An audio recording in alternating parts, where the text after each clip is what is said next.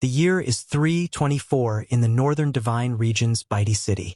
Dark clouds gather overhead, and thunder echoes across the sky. Amidst the turmoil, a lone figure hovers in midair, surrounded by crackling lightning. This man is our protagonist, Sububai. He stands at the center of the storm, enduring the divine thunder in hopes of ascending to immortality and stepping into the land of immortals. Unbeknownst to Sububai, danger draws near. A female cultivator, standing upon a lotus blossom, readies a potent divine thunder technique.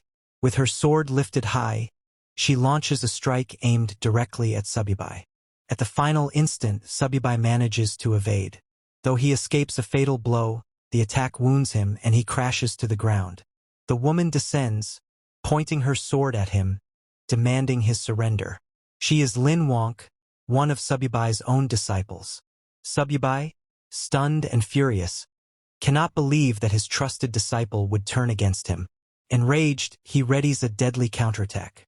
But before he can retaliate, another disciple, Buyu, delivers a sudden strike from behind, tearing a hole through Sububai's chest.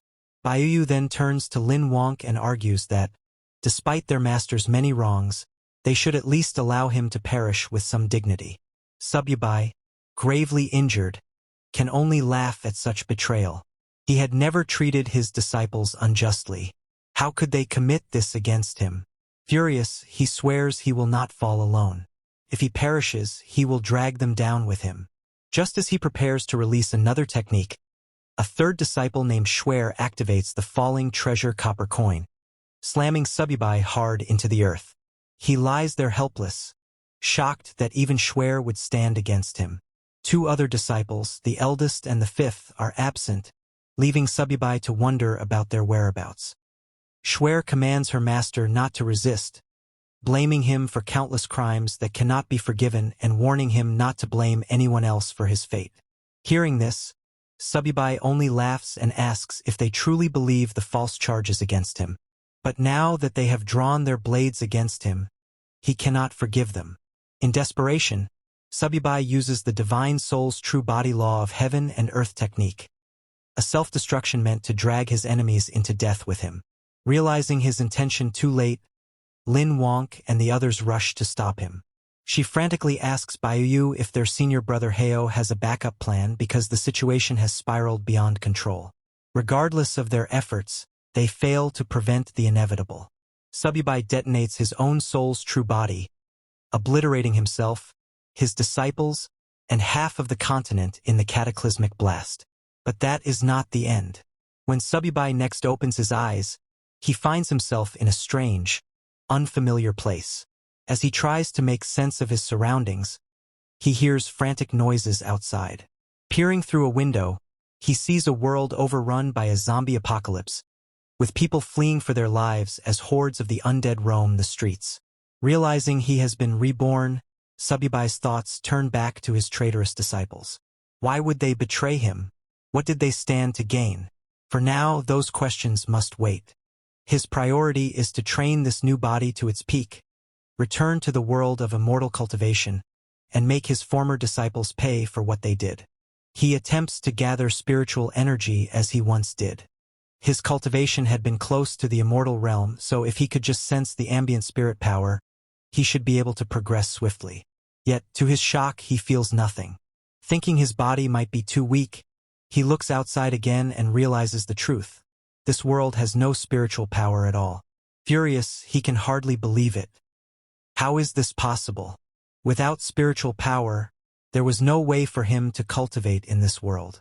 In fact, merely surviving here would already be extremely difficult. Just then, a man and a woman burst into the house, having barely escaped from the zombies outside. They looked terrified, as though they had nearly died. The yellow-haired boy immediately grabs the woman. Another person, possibly named Vertical, tries to stop him, warning that her boyfriend might still be in the house and that it would be bad if they were seen. The yellow-haired boy scoffs, telling her not to worry. Even if her boyfriend saw them, there was nothing he could do. As he removes his clothes, the woman suddenly notices a bite mark on his arm and asks how he got wounded. The boy shrugs it off, saying he might have been bitten by those crazed people on the street and insisting it was nothing serious. They continue their business until, abruptly, the woman realizes the boy has gone still. She asks him what is wrong, urging him to continue, but to her horror, he is turned into a zombie and attacks her. She struggles, barely managing to push him away. Meanwhile, Subibai hears the commotion and wonders if someone else is in the house. Searching through the memories of his new body, he recalls that the woman is supposed to be his girlfriend, and the yellow-haired boy is her lover. Subibai smiles bitterly, realizing that the original owner of this body had also been betrayed by those closest to him. Opening the door, Subibai sees the now zombified boy lunging at the screaming woman. She notices Subibai and begs for help. He stares at her coldly, says nothing, and watches as the zombie tears into her flesh. Then, without a word, he closes the door behind him, thinking, serves her right. In a world with no spiritual power, Subibai knows he must find a way to survive. Otherwise, he might die here before ever returning to his original world. Sitting on the floor, he tries to retrieve something, anything, from his sea of consciousness that could save his life. Yet, with his current cultivation level, advanced magic items like the 9 Changes Spirit Pellet are beyond reach. All he can do is rely on luck and hope for the best. Finally, he pulls out a low-level magic weapon, the 10,000 Souls banner. Subibai is disappointed. How could he have ended up with such a low-level magic weapon? He had hoped to retrieve something that could truly save his life in this chaotic world. Just as his frustration peaks, a blue window suddenly appears before him. System prompt. It has been detected that the host has obtained the magic weapon 10,000 Souls banner. The host is now bound to the 10,000 Souls banner system. Current system level 1. Capacity 10 souls. Upgrade requirement to level 2. Hunt down an elementary mutant. Curious, Subibai wonders what sort of system this could be, especially one attached to a mere low-level weapon like the 10,000 Souls banner. As far as he remembered, the banner's only function had been to collect souls. The system then explains that by using the 10,000 Souls banner, he can harvest the souls of the dead, convert their soul power into spiritual power, and feed it back to himself. The higher the banner's level, the stronger the souls it can collect, and thus the more spiritual power Subibai would gain in return. There is a catch. Any person who has been dead for more than 5 minutes will have a soul that completely vanishes, rendering it uncollectible. Subibai smiles. So, it really is possible to transform soul power into spiritual power. Even if this world lacks natural spiritual energy, he realizes that with zombies everywhere, there is no shortage of materials to harvest for cultivation. He remembers the girlfriend who betrayed him and the yellow-haired boy, both now zombies, banging on the door. Subibai opens it, and the 2 zombies lunge at him. He swiftly kills them with the 10,000 Souls banner, but to his surprise, they continue moving even after he attacks. At that moment, he activates the banner's true power, collecting their souls and converting them into spiritual energy. Subibai is amazed to feel a breakthrough in his cultivation almost immediately. After absorbing their souls, he now has 2 controllable souls at his command, and his spiritual power has grown noticeably stronger. He can't help but smile. Despite its humble appearance, the 10,000 Souls banner has proven to be far more powerful than he ever imagined. Sometime later, outside, people were running in all directions, frantically searching for any safe spot to hide. In the midst of this chaos, Subibai was also looking for supplies. His body was still too weak. I can't do much cultivation in this condition, he thought. First, I need to find some supplies, then consider enhancing the 10,000 Souls banner.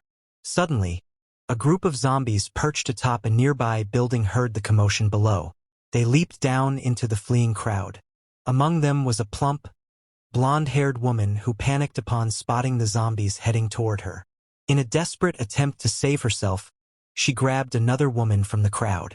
She hurled her at the zombies, using the poor victim as a human shield. Subibai happened to witness this horrifying act and was shocked to recognize that the woman who'd been thrown to the zombies looked exactly like Lin Wonk. She was one of his disciples who had once betrayed him. Furious and puzzled about her presence here, he quickly summoned the 10,000 Souls banner and killed the zombies attacking her. Lin Wonk gasped with relief, grateful to be rescued. "How did you end up here?" Subibai demanded, glaring at her. "Not long ago you used the Divine Thunder technique on me, forcing me into a wretched state. Now you can't even protect yourself from a handful of low-level monsters." He could scarcely believe that his former disciple, who had once caused him so much trouble, was now so weak. Yet Lin Wonk only stared at him in bewilderment. She had no idea who he was or what he was talking about, and she couldn't understand how he already knew her name when, to her knowledge, they had never met. Standing up, she thanked Subibai for saving her life and asked if they had met before. Incensed, Subibai pointed his spear at her. "Don't pretend to be crazy. You won't get away by feigning ignorance." Startled, Lin Wonk tried to calm him. "This isn't the time for wild accusations. There are more monsters nearby. We should leave and find somewhere safe." Hearing her words, Subibai hesitated. "Did I get the wrong person?" he wondered. "Or is she simply not the Lin Wonk I once knew?" Subibai still found it difficult to believe that the woman before him wasn't the traitorous disciple he remembered. She looked identical to Lin Wonk, and he was sure he would never mistake her face. Unless, he thought, coming to this world had caused her to lose her memories. As he moved closer, hoping to investigate, Subibai's stomach growled. Lin Wonk smiled at the sound and mentioned there was a large shopping mall not far away. She planned to gather supplies there and possibly take refuge. She invited Subibai to join her, and although he hesitated briefly, he eventually agreed, if only to see for himself whether or not she was truly the same Lin Wonk. Gripping his hand, Lin Wonk urged him to hurry, so they could stock up on supplies and wait for rescue. Subibai followed her, still torn between suspicion and curiosity. Even if she really has lost her memories, he thought, her betrayal remains. Sooner or later, she'll pay for it. After half an hour, they reached the entrance of a Walmart supermarket. While standing at the front doors, Lin Wonk asked for Subibai's name. Hearing this, Subibai realized she truly seemed unaware of who he was. She wasn't faking her confusion at all, but he refused to let his guard down. Stepping past her, he answered curtly, "Subibai." Following a brief introduction, Lin Wonk invited him to head inside. She suggested they use the store's resources and wait for rescue. But to their surprise, the supermarket was already crawling with zombies, and not just ordinary ones. Among them was a mutated zombie that stood out. It kept mumbling phrases like, "Apply for a card, get 50% off." Before slaughtering several normal zombies in its path, it charged straight at Subibai. Subibai smirked as he felt the creature's aura. It's probably at the initial stage of the spiritual sea realm, he realized. That must be an elementary mutant. Lin Wonk, terrified, hid behind him, urging him to retreat and find safety elsewhere. But Subibai saw this as an opportunity, not a threat. A sacrifice that could help him upgrade his 10,000 Souls banner to level 2. Summoning the banner, he commanded 2 zombie slaves he controlled to attack the mutant. The supermarket erupted into chaos as his zombies clashed with the others, killing them one by one. However, the mutated zombies soon noticed Subibai's slaves and charged in to attack. Subibai quickly ordered them to pull back, but the mutant was too quick and killed one of his zombie slaves. Seeing an opening, Subibai launched a sneak attack from behind. At the same time, his remaining slave, a female zombie, leaped onto the mutant's back and bit into its neck. The mutated zombie let out a roar of pain. Subai quickly commanded his slave zombie to hurl it to the ground, knocking it unconscious. Then he triggered the 10,000 Souls banner to absorb its soul, making it his newest servant. Right after taking in the mutated zombie, a system window materialized before him. System prompt: "Congratulations on overcoming an elementary zombie. The 10,000 Souls banner has now been raised to level 2. New capacity: 5 extra souls. Next upgrade requirement: hunt down an advanced zombie, a foundation stage beast." Subai scowled at the new condition. "My present cultivation is still at the spiritual sea realm. To overcome a foundation stage beast, I'll need to gather more spiritual power first. Meanwhile, Lin Wonk was amazed by Subai's display. She had initially dismissed him as some deranged individual, never thinking he could be this strong. Watching her youthful admiration, Subai found it difficult to believe she was the same disciple who had once betrayed him and nearly ended his life. With the mutated zombie defeated, the survivors who had been hiding in the supermarket cautiously emerged. Relieved that the threat was gone, they began redistributing supplies and preparing to wait for rescue and relative safety. There seemed to be enough resources to sustain them for a while. Lin Wonk turned to Subai, pointing out how large the stockpile of supplies was. If we use this wisely, we can stay hidden in a safe place until the rescue team arrives, she suggested. However, the other survivors were not so welcoming. One man stepped forward, glaring at Lin Wonk and Subai. "This is our territory," he declared. "You can't just help yourselves to our supplies without our permission." Several others quickly agreed with him, insisting that they had risked their lives to gather everything during the chaos.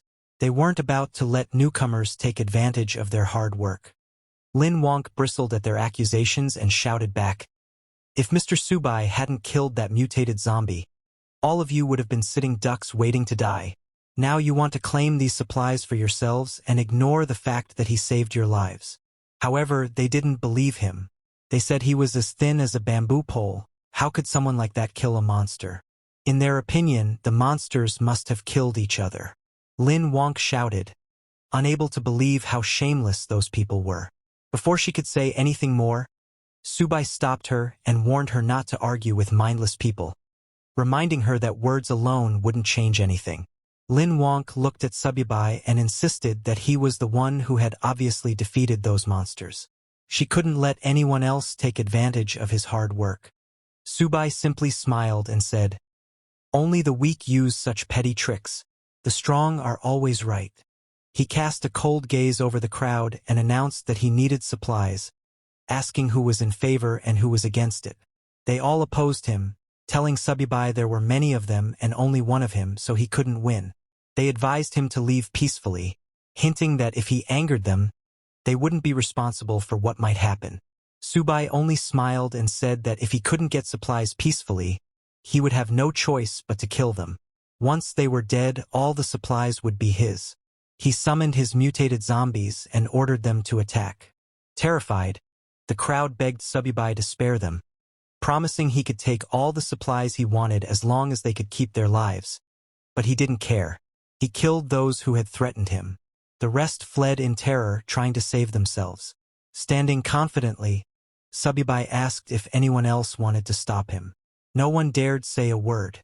They stood silently, too afraid to even lift their heads. Then Subai turned to Lin Wonk and told her to take whatever she wanted. No one would dare oppose them now. She nodded and began collecting supplies. After stuffing her bag, she asked if Subai needed anything. He smiled and said that, in return for saving her, all he wanted was help carrying some supplies. Secretly, he was testing her to see if she really had amnesia or was only pretending. Lin Wonk agreed, packing his share of the supplies. Subai was confused. He didn't know if she really was his disciple Lin Wonk or if he himself had lost his memory. After a few minutes, she finished packing and asked whether they should stay and wait for rescue or head elsewhere. Subai turned to leave, saying he planned to look for stronger zombies to hunt. All she needed to do was follow him with the supplies. Lin Wonk nodded and followed him. Once they were gone, everyone else breathed a sigh of relief. Even so, they couldn't believe Subai had dared to kill people so casually. They agreed to report him to the authorities if rescue ever came, insisting that someone like him should be brought to justice. But now that he was gone, they gathered around what remained of the supplies, dividing them up as quickly as possible before any other danger appeared. In the midst of their squabbling, oblivious to the threat looming behind them, Subai's 2 zombie servants crept up, ready to attack. Just then, one man in the crowd spotted the zombies and panicked, running as quickly as he could to save himself. Sadly, it was already too late. The zombies rushed forward and struck down everyone one by one. A blonde, overweight woman stayed alive for a short moment, horrified and begging for help. But the zombies saw her and smashed her head underfoot. Once the slaughter was over, Sububai collected their souls and changed them into spiritual power. He knew leaving any survivors would only bring him trouble in the future. Now that he could command 3 undead, Sububai felt slightly safer. He understood that if he had to fight more than 10 zombies, retreat was the only option. Until his level increased, he would maintain a low profile. Meanwhile, Lin Wonk, who had been trailing him, was weary. She asked if they could rest somewhere, but Subi told her he had no moments to waste. If she slowed him, he would leave her behind. Ashamed, Lin Wonk declared that she believed Mr. Subi would never desert her. He smirked and asked why she was so certain, reminding her they were strangers and he could act as he wished. Lin Wonk boldly replied that she knew the place of the powerful zombie he sought. Intrigued, Subi asked how she knew. Lin Wonk explained that back at her university, she had fled the campus after spotting a strange creature near the lake. It gave off an unusual scent, and she was certain it was dangerous. Nervously, she admitted she wasn't sure it was the advanced zombie Subai sought, but it certainly seemed formidable. Hearing this, Subai reasoned that if it was anything like the mutant beast in the supermarket, it was worth investigating. He told Lin Wonk to lead the way. Pleased that he believed her, Lin Wonk happily guided him toward the campus. Sometime later, the two of them finally reached their destination, but the campus was overrun with zombies. Lin Wonk stopped, scanning the surroundings anxiously. Seeing her hesitate, Subai asked why she had stopped yet again. Lin Wonk whispered for him to lower his voice. So many people at the school had turned into those creatures, and if they accidentally drew attention, they'd be in huge trouble. Subai told her not to worry, declaring he would handle the situation. He summoned his zombie servants and ordered them to clear a path. Lin Wonk, concerned, warned him they should do this quietly instead of being so reckless. But Subi ignored her protests, wondering what had happened to the world to turn so many humans into these half-human, half-ghost monsters. Suddenly, they heard noises behind them. Lin Wonk recognized the voices. It sounded like her classmates. They had ventured outside for supplies but were now trapped among the campus zombies. One of her classmates, terrified, hurled his weapon at a charging zombie but missed. The zombie kept coming. Yet another student arrived just in time and killed it. The student who saved him then grabbed the frightened boy, urging him to run back and regroup because these monsters were way beyond their league. Lin Wonk realized these two were Gyuing and Lai Mingguan, her classmates, though she couldn't fathom why they would be here of all places. Subai noticed her reaction and asked if she knew them. When Lin Wonk admitted they were her schoolmates, he turned to her and said, "Do you want me to save them or not?" Lin Wonk held Subi's hand and said, "While they're distracting the monsters, we can escape quickly. If the monsters spot us, we won't be able to leave." Subai then asked her, "Don't you want to save them? They're your classmates, aren't they?" Lin Wonk replied, "If I could help them, I would. But right now, I can't risk your life." Upon hearing this, Subai realized that if she had been the treacherous disciple from his past, she would never have said such a thing. She truly seemed to be just an ordinary girl. However, before they could leave, the very thing Lin Wonk feared happened. Her classmates noticed her and called out for help. Lin Wonk became furious. She couldn't believe that Liangwen, one of her classmates, was desperately shouting amid so many zombies, potentially dragging them all down with him. All the noise quickly drew the zombies' attention. Panicking, Lin Wonk burst into tears and apologized to Subai for getting him involved. In response, Subai summoned his enslaved zombies to fight, boasting that he had once slain the 9th demon lord of the underworld. He declared that these lowly undead were not worthy opponents. Although his summoned zombies managed to kill many of them, there were simply too many.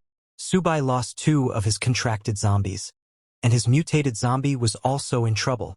He realized that dealing with 10 zombies at once was already his limit given his current strength. If they wanted to turn the tide and survive, he needed to lure some of the zombies away. He asked Lin Wonk if there was anything nearby that could produce a loud sound. Lin Wonk remembered her smartphone and handed it to Subai, who had never seen such a device before. He was baffled by the idea that a small box could make a loud noise. Instead of explaining, Lin Wonk simply turned on the phone's music. Subai was astonished by how loud the sound was coming from what he called a small metal box. Drawn by the blaring music, many of the zombies attacking the mutated zombie turned their attention towards Subai. Overjoyed by this new magical tool, he threw the smartphone to his mutated zombie slave. The mutated zombie caught the phone and started running, drawing most of the horde away. With so many zombies in pursuit of the mutated zombie, Subai and his remaining undead were free to dispatch the remaining threats one by one. Lin Wonk was amazed that such a simple trick had worked. However, Subai grabbed her hand and reminded her they had no time to celebrate. They needed to leave before more zombies arrived.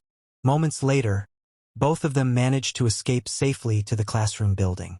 Once they were out of danger, Lin Wonk thanked Subai again for saving her life. She admitted that without him, she would never have made it this far. Subai replied that it was no big deal. She had helped him locate an advanced zombie, and in return he had saved her. Both of them benefited. Not long after, Lin Wonk's classmates also managed to escape safely, thanks to Subai's zombies having distracted and slain most of the undead. However, they quickly noticed that Lin Wonk was carrying a large bag of supplies.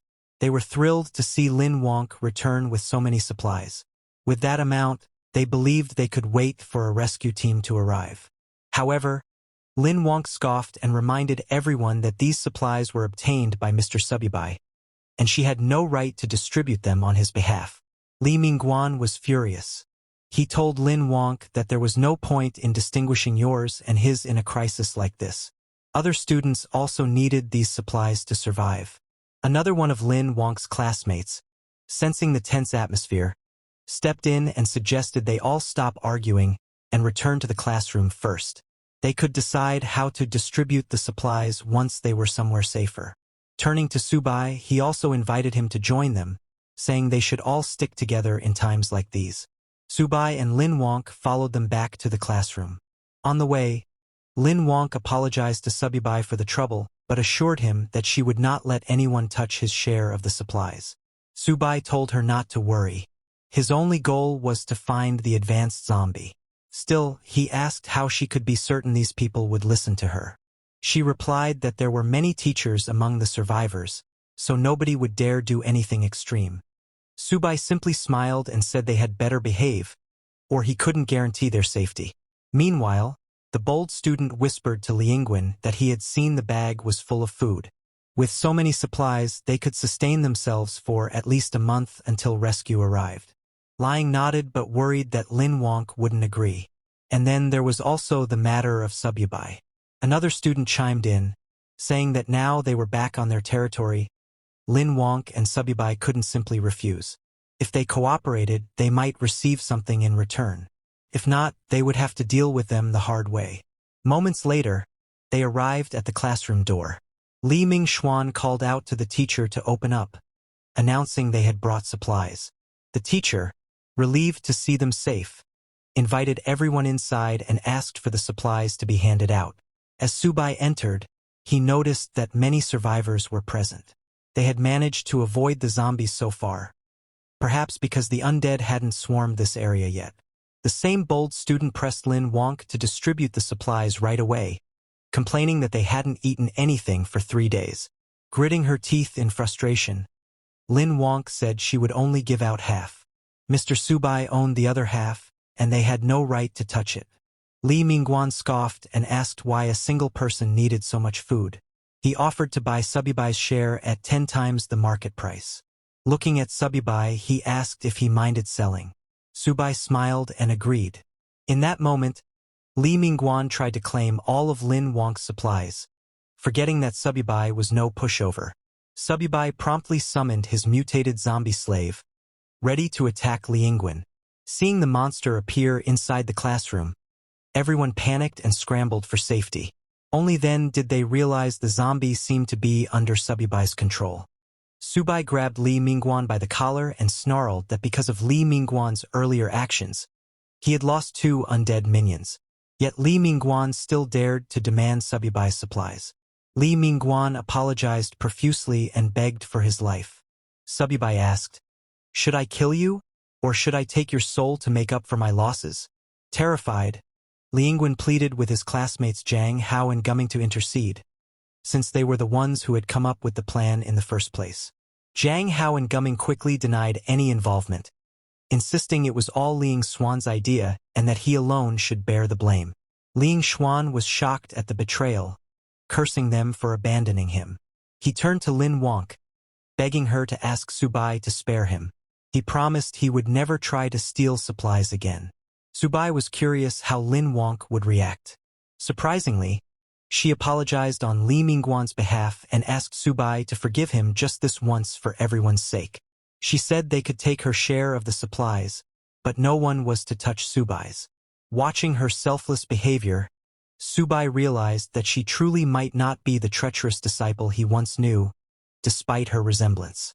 Deciding he no longer needed to keep her close, he told Lin Wonk that now that she had found her companions, it was time for him to leave and continue searching for the advanced zombie. But Lin Wonk stopped him, claiming that she knew where the creature he was seeking might be. When Subibai asked if she had actually seen it, she said no, but she could sense a terrifying presence somewhere in the school. This startled Subai. Her ability to sense spiritual power suggested an innate spiritual physique. He was astonished because, to his knowledge, no one else in the world had such a physique except his lost disciple. Could she truly be that woman suffering from memory loss? Or was there some other explanation? In the original Cultivation realm, before Subi was betrayed by his disciples, Lin Wonk approached him, requesting to become his disciple. In response, Subai told her that he would only accept her if she found something for him first. Lin Wonk successfully found what Subibai had asked for and returned, requesting again to be accepted as his disciple. When Subibai asked how she managed to locate it, Lin Wonk respectfully bowed before him and replied, "I was born with the ability to track and trace. If you accept me as your disciple, I will be the sword in your hand. I will never let you down." Seeing her determination, Subai accepted her as his second disciple. With her innate spiritual physique, her future achievements would not fall short of his own. However, Lin Wonk humbly told him, "My life was saved by you.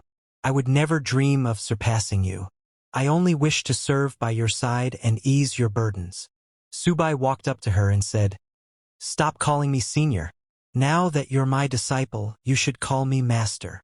That was the moment Subai learned that Lin Wonk possessed the innate spiritual physique.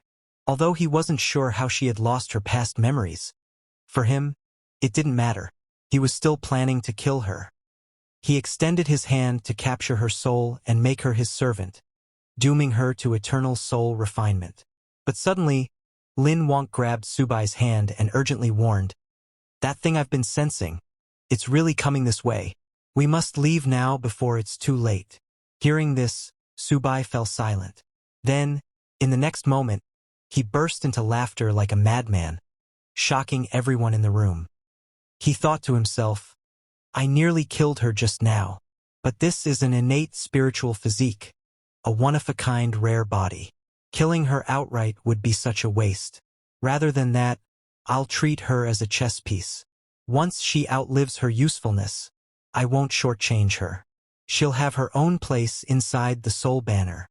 Meanwhile, the mutated monster Lin Wonk had warned about approached the building. It had sensed Subibai's spiritual energy and followed it here to where Subibai and the others were gathered. This mutated creature was intelligent, and it had recently been lucky enough to absorb a trace of spiritual energy to recharge its core. If not for that, it too would have eventually turned into one of those half-human, half-ghost abominations. When it detected the presence of spiritual energy in this barren world, it was thrilled. Finally, a chance to break through to the next realm. Standing in front of the university building, the mutated beast looked up, then leaped straight through the upper floor, crashing into the room where Subibai and the others were. Seeing the creature, Subai thought, "Is this the powerful entity Lin Wonk mentioned? A mutated snake demon?" But as he observed it more closely, something felt off. This mutated beast's aura, it felt familiar. The students in the room panicked, screaming and trying to escape. But to their horror, the door was locked. They couldn't get out. Lin Wonk pointed at the beast and exclaimed, "This is the same creature I saw by the man-made lake. It has the same aura I've been sensing all this time." Subai was surprised. This mutated snake demon, it actually possesses spiritual energy. This isn't some ordinary mutant. This is a demon beast from the cultivation realm. But then he wondered, why would such a creature appear in a place like this?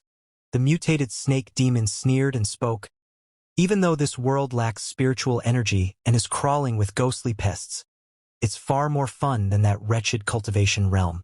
I can feast on humans freely here without interference from those damned cultivators." It grabbed one of the students to devour. The terrified student cried for help. The teacher, Bing, turned to Lin Wonk and begged her to ask Subai to save the students. "If he can protect them, I will do anything he asks." Subai glanced at her coldly and said, "Whether I can or not is beside the point. What do their lives have to do with me?" Still desperate, the teacher pleaded, "I'll pay you a lot of money. Just save them." But Subai rejected her offer. "I'm not interested in money. Don't worry. Once you're all dead, I'll collect your souls." As the snake demon devoured the student, Subai ordered his mutated zombie to attack. The zombie leapt into the air and struck from behind, knocking the mutated snake demon to the ground. As the beast lay unconscious, the zombie jumped on top of it to finish it off. But suddenly, the snake demon's eyes flew open. It extended its tongue, wrapping it tightly around Subai's zombie. Staring at Subai, it said, "I knew it. My nose wasn't wrong. There really is spiritual energy here. Unbelievable. A cultivator in this world. Their strength may be weak, but it's enough." Just as it grew excited, Subai's zombie kicked its mouth, freeing itself from the demon's tongue grip. Subai smirked. "So the mutated snake demon is coming for me after sensing my spiritual energy. Doesn't matter, I'll just take it down. A monster in the foundation stage. In the past, this kind of trash wouldn't have been worthy of Subai's attention. But now, when his cultivation is only at the spiritual sea realm, he has to be more cautious. These people, killing them and refining their souls might just be enough for him to break through." Turning to them, he coldly announced, "Unfortunately, in my current condition, I can't handle that thing. You're all on your own. If you're willing to join my 10,000 souls banner and help me break through, there may be a sliver of hope." He smirked, saying, "Of course you can refuse. But if you do, I'll leave, and no one can stop me. What happens after that won't be my responsibility." Everyone sat frozen in silence. Terrified, no one dared to speak. Seeing that no one was willing to sacrifice themselves, Subai turned to leave. Lin Wonk tried to stop him, but before she could, her teacher, Li, stepped forward and said, "I'll sacrifice myself. In exchange, please take my students to safety." At that moment, Subai noticed a glowing purple crystal hanging around teacher Li's neck. His eyes narrowed, realizing that it was a spiritual stone. He grabbed the crystal and asked coldly, "Where did you get this?" Teacher Li hesitated for a second before replying that her father had found it by chance many years ago. Seeing Subai's obvious interest, Teacher Li handed him the stone and begged, "Please, just protect my students." Inspecting it closely, Subai confirmed, "This is indeed a product of the immortal realm. The quality isn't low either. The spiritual power inside, it's on par with a top-grade spiritual stone." But what puzzled him was, how did something like this end up in this world? Could it be that his and Lin Wonk's rebirth here wasn't a coincidence? If that's true, then maybe his other disciples are here too. Just then, the system detected the spiritual stone and prompted, "Would you like to use this item to enhance the 10,000 souls banner? Doing so will increase your control level over the undead by 1 tier." Subai was stunned. He didn't expect that spiritual stones could directly upgrade the banner. He made a mental note that he needed to collect more of these in the future. He accepted the item and agreed to Teacher Li's request, telling her, "Wait here and don't run." Meanwhile, the mutated snake demon, enraged after being attacked by Subai's mutated zombie, roared, "How dare you steal from me?" It charged straight at Subyubai, intending to kill and refine him to boost its own cultivation. But Subyubai had already begun absorbing the spiritual stone's energy. He commanded his zombie, "Block it. Don't let it get close." The zombie charged in, but the mutated snake demon dodged easily, grabbing the zombie and slamming it into a nearby wall. Then it noticed something: Subai's aura. It was rapidly growing stronger. He was breaking through. The snake demon growled in panic. "If I don't stop him now, it'll be a problem later. But before that, I need to squash this bug." Punched Subai's zombie, sending him flying out of the building. Now rid of the distraction, the demon laughed and charged towards Subyubai. But just as it approached, its entire body froze. Primal fear surged up, warning it, "Danger." Subai smiled, his body glowing with spiritual light. "My 10,000 souls banner needs a foundation beast for sacrifice," he said calmly. "And that's you." The mutated snake demon was stunned. What is happening? Suddenly, Subai's mutated zombie, now evolved from the ordinary class to the evolutionary class, returned, towering over the snake demon. It grabbed the creature by the neck. Subai gave the command to kill it. The zombie stabbed its sharp claws into the demon's chest, piercing clean through. Then it lifted the demon into the air and hurled it across the building.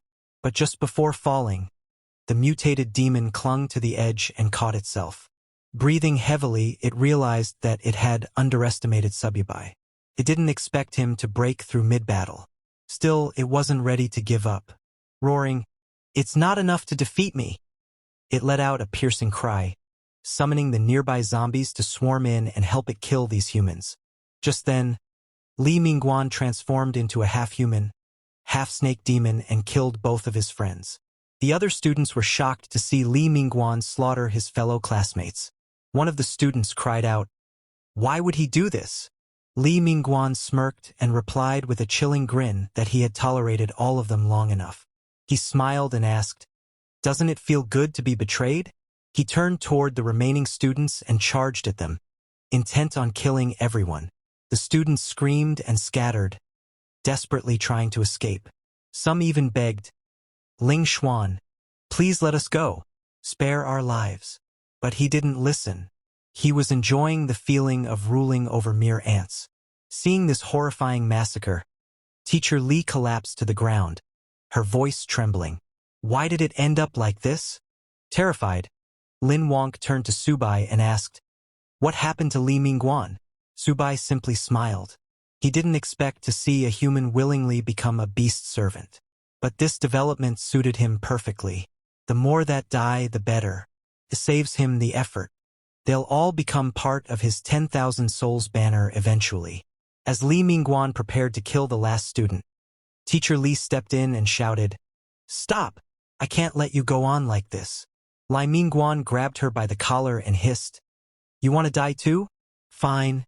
I'll grant your wish and kill you first." Just as he raised his claws, Subai intervened. He pulled Teacher Li back. Lin Wonk told her urgently, "There's no way to appease everyone in this situation. Right now, we need to survive. And the only one who can help us is Mr. Subai." Though Subai didn't care about the others, Teacher Li was a different matter. He needed her alive. If he wanted to find the source of the spiritual stone, she had to lead him there. Subai then unfurled his 10,000 souls banner and began absorbing the souls of all the dead students.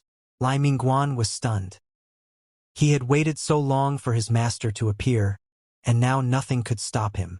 He glared at Subai and charged at him, shouting, "You think you can do anything without your monster's protection?"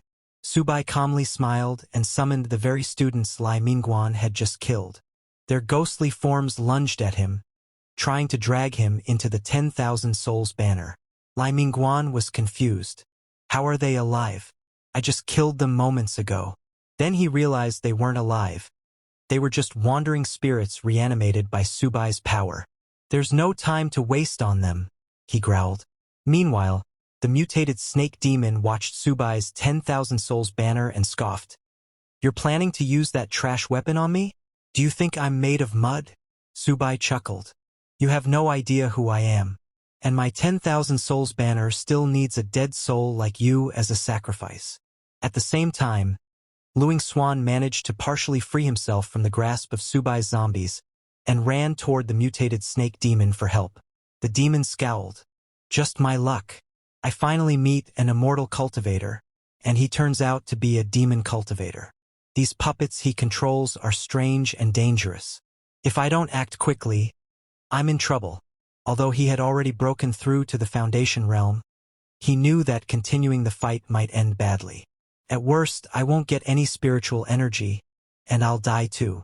Desperate, he grabbed Lai Mingguan and growled, I gave you power. Now it's time to repay me. Then he hurled Li Mingguan towards Subai to buy himself some time to escape. But before he could flee, Subai gave the order to attack. His mutated zombie leapt high into the air and came crashing down onto the snake demon, slamming him into the ground. The zombie grabbed the demon and restrained him, locking down all movement. You're not going anywhere. Just as the mutated snake demon struggled to break free, Subai made his move. He transformed several of his zombies into stone statue form, anchoring them into the demon's limbs, binding its hands and feet so tightly it couldn't move an inch. The demon let out a pained roar, its body shaking violently. Blood oozed from the cracks in its scaled flesh as it cried out in fury and humiliation. I admit defeat for today, it hissed, its voice trembling with suppressed rage. But don't think this is enough to hold me forever. In a desperate move, the demon's main body detached from the larger snake host and fled into the distance like a dark shadow, melting into the horizon.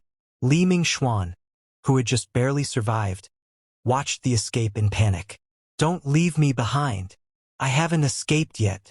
But before he could move, the remaining students, those who had narrowly survived his betrayal, surrounded him, cold hatred burning in their eyes. Karma always comes back around, one muttered. You really think you'll walk away after killing so many of us? Fear flooded Li Mingguan's eyes as he stumbled back. Stay away. I'll kill you if you come any closer, I swear. But the crowd no longer feared him. They descended on him without mercy, fists and feet replacing words. Li Mingguan died the same way he lived, violently and utterly alone. Nearby, Lin Wonk turned toward Subai, her voice filled with disbelief. That monster, we're really just letting it go? Subai only smirked. It's just a lowly snake demon. Does it really believe it can escape my spiritual sense? Far away, the mutated snake demon, now free from its bindings, let out a long breath. It had narrowly escaped death, but one question clawed at his mind. Where did that demonic cultivator come from? Then a chilling realization crossed his thoughts. Could he too have been pulled into this world through the chaotic spatial rift, just like me? He scoffed. Doesn't matter. I'm free now. A Foundation establishment cultivator like him? He'll never find me. But he was wrong. Before he could take another step, a shadow fell over him. Subai appeared directly behind him. Try running again, he said coldly. Let's see if you can escape my spiritual sense now. Terror flooded the snake demon's expression. His whole body trembled. He could not understand. How did he track me this fast? How strong is his spiritual sense? Subai didn't waste time. He ordered his mutated zombies forward. As the beast tried to flee, they lunged in, grabbing the demon's legs and arms, pinning it down. The mutated zombie struck its vital point, sealing its core. The snake demon howled in agony, completely paralyzed. If I can't live in peace, none of you will. The demon bellowed. He activated his final skill, Serpent Shadow Clone. Dozens of shadowy snake clones burst forth, swarming towards Subai. Laughing, the demon mocked. Your soul banner is useless now. Once I devour you, your puppets will vanish. But Subai showed no concern. He raised his 10,000 souls banner, calmly scanned the illusions, and in a flash stabbed the real body. The snake demon gasped. How did you see through it? Not even nascent soul cultivators could. Subai remained unchanged. If you weren't still useful, I would have shattered your soul already. With that, He unleashed the soul-binding power of the banner. Black tendrils wrapped around the demon's very spirit. "You'll never get me," the demon roared. "I'll destroy my soul before I serve you." In a final act of defiance, it attempted to self-destruct its soul, but once again it had underestimated Subai. With a single thought, Subai activated his spiritual sense manifestation. His soul form materialized in front of the demon, grabbing and stopping the detonation mid-explosion. The snake demon stared in horror. "That pressure, you're not Foundation establishment." His voice cracked. "Soul formation." The truth hit him like a blade to the chest. He had offended a soul formation powerhouse. He dropped to his knees, pleading, "Don't kill me. I was wrong." But his pleas fell on deaf ears. The 10,000 Souls banner absorbed his soul in its entirety. System notification. "Congratulations. You have slain an evolved level creature. Soul banner has leveled up to level 3. Max controllable souls. 10. New feature unlocked. Enhancement mode. You can now feed spiritual energy, infused objects to your undead souls to boost their strength." Subai stood silently, staring at the faint glow of the soul banner. He was amazed. He hadn't expected that spirit stones could be directly fed to the undead. If that was true, then as long as he had enough stones, he could rapidly forge a powerful undead army. In that case, he thought, gathering spirit stones must become a top priority. Once he gained enough strength to protect himself in this chaotic world, it would be time to visit his loyal little disciples. Meanwhile, back at the university, Teacher Lee turned to Lin Wonk, her voice laced with concern. "Sub went after that monster.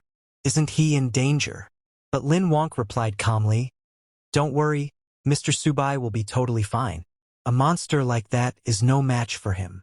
Teacher Lee let out a quiet sigh of relief, but curiosity soon crept into her eyes. "You seem to trust him a lot. He doesn't appear to be a student here. How did you meet him?" Lin Wonk hesitated for a moment before speaking. "When I ran out of the school during the chaos and was about to be attacked by monsters, he saved me." Her eyes flickered with a strange emotion.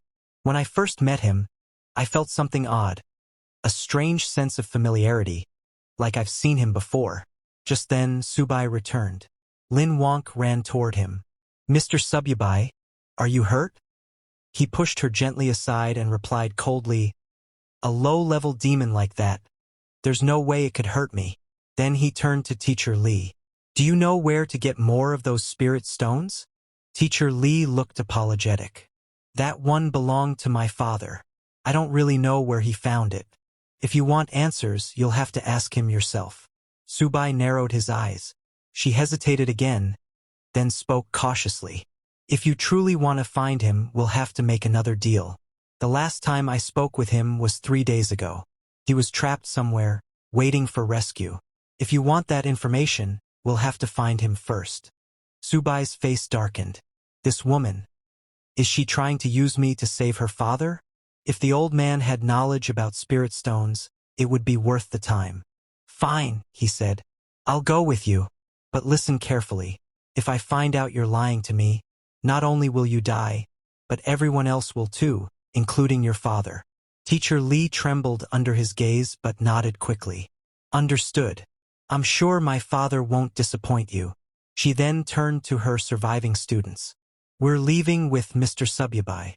There was a wave of relief among them. They were leaving this nightmare, but not all were so lucky. Many students had died during the chaos.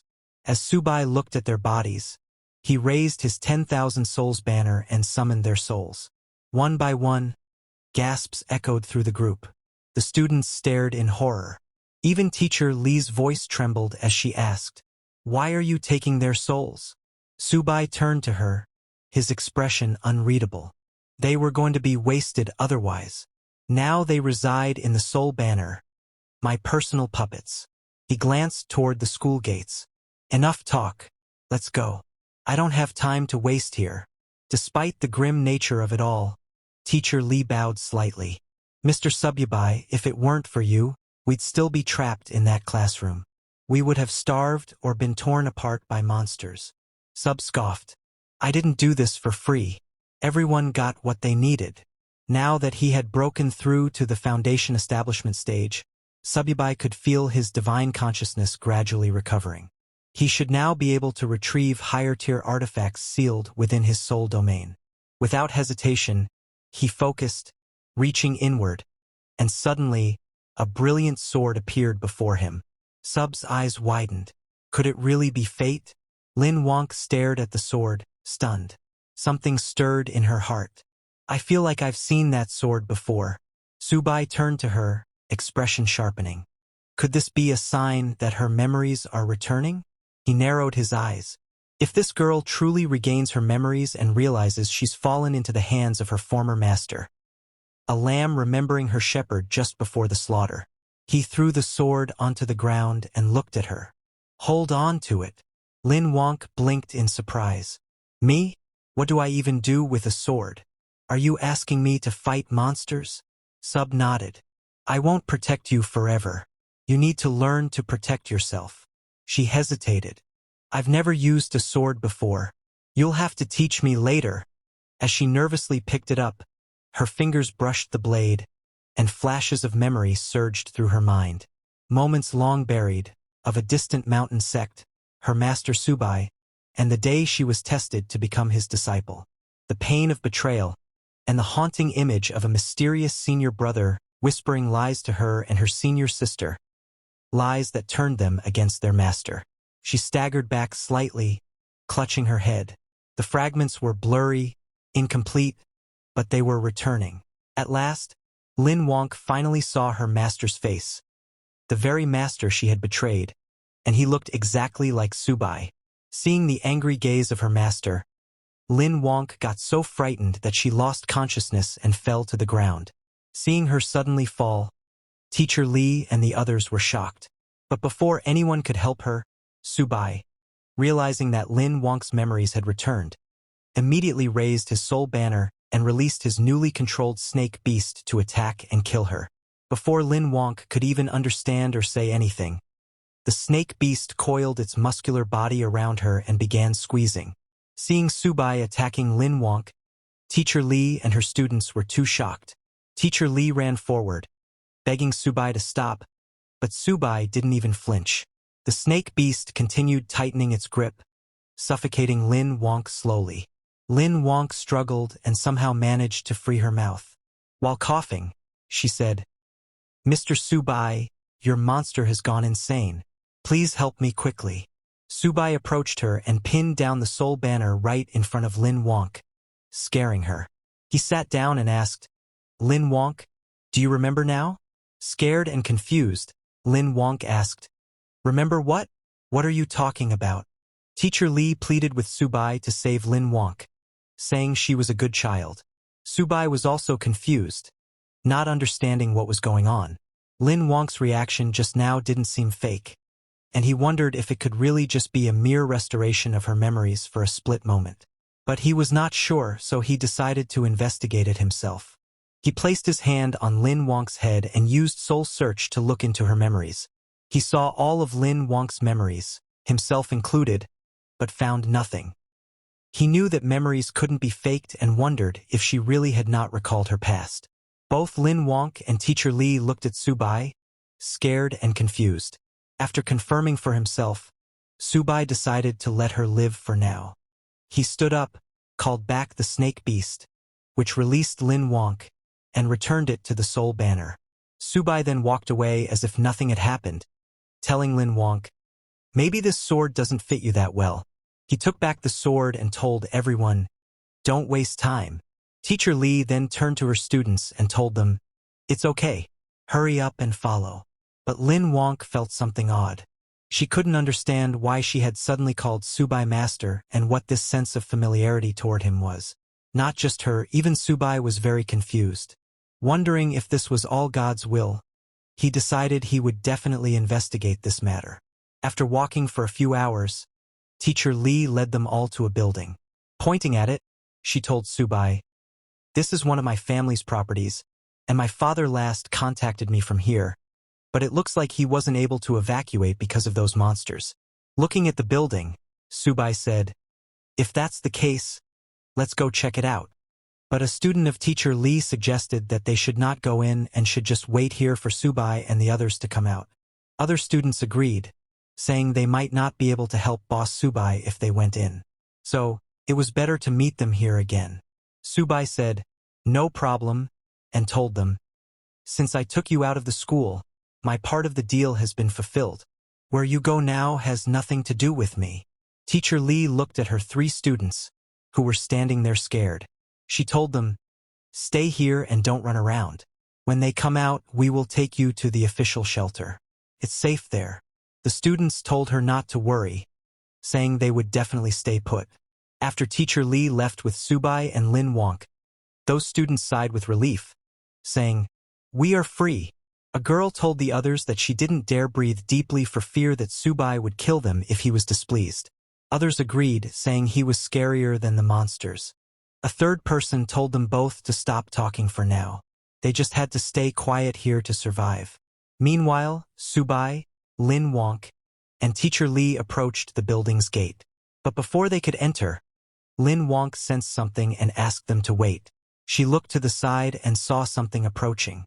She told Subai that something seemed to be coming their way, soldiers being chased by zombies. When those soldiers saw Subai and the others, they shouted, "Go away! This is not a place for you. Don't come close to the monsters.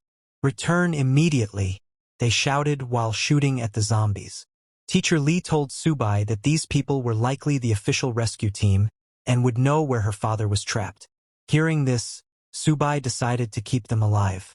He raised his soul banner, summoned his zombies, and ordered them to clear the way. Seeing Subai's zombies, the soldiers misunderstood, thinking monsters were coming from behind to attack. They asked their captain what to do. The captain told his soldiers not to panic and ordered everyone to disperse and avoid getting caught by the monster wave. All the soldiers hid in the cracks between the buildings. After the soldiers got out of the way, Subai's zombies attacked the zombies coming from the front. The mutated zombie swung its sharp claws, slicing hundreds of zombies in one strike. The snake beast wasn't far behind. It opened its huge mouth and devoured the zombies. Seeing Subai's zombies attack the other zombies, the soldiers became confused. One soldier asked his captain why these monsters were fighting each other. Another said he had never seen such a strange thing during missions. Even their captain was confused, asking, "What's going on? What kind of fight is this? What happens next?" Stay tuned, the next part is coming soon. Don't miss it, and make sure to watch the next episode.